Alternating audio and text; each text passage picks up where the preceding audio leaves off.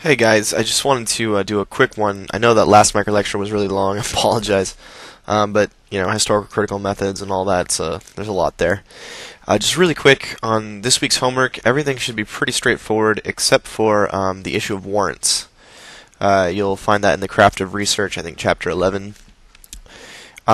Basically, a warrant is really it's the logic by which someone thinks their argument is convincing. And the easiest way to explain that, for us probably, is to just bring it to church. When we read in Scripture, love your neighbor as yourself, we take that as something that we should do. The warrant for that, so if the preacher gets up there and he reads from the Scriptures, he says, Jesus says, love your neighbor as yourself. And then he says, so I want everyone here to love your neighbor as yourself. What he's basically done is he's made an argument. And the argument has an unspecified warrant. The argument is, because Jesus says, love your neighbor as yourself, you ought to love your neighbor as yourself. The reason that argument works for us as Christians is because we believe that the Bible has authority over us.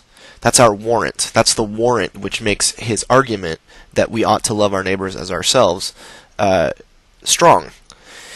If we were, an atheist off the street or something like that, and we came in and we heard, love your neighbor as yourself, and the preacher says, look, Jesus told us to do this, so we should do it, we would find that unconvincing. Now, we might have other warrant for thinking that we ought to love our neighbor as ourselves. We might think, well, that seems like a very good way to live, and I want to have a happy life, and that sounds like a way to have a happy life, therefore I ought to do it. That would be a different warrant for the argument. So as you're thinking about your texts, really try to figure out the logic that leads to why the author thinks that their argument is strong. It might be that in some of your stuff, if you're looking at biblical studies, it might be that they assume that understanding the culture of the first century gives us a better understanding of the text. And that might be a warrant for one of the arguments that's made.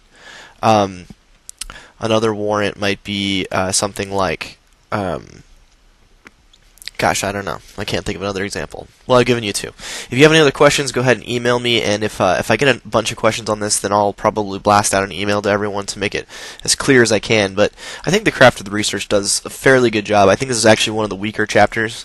Not because what they're doing is wrong, but because Booth et al. Are speaking primarily to people who are doing more traditional scientific research.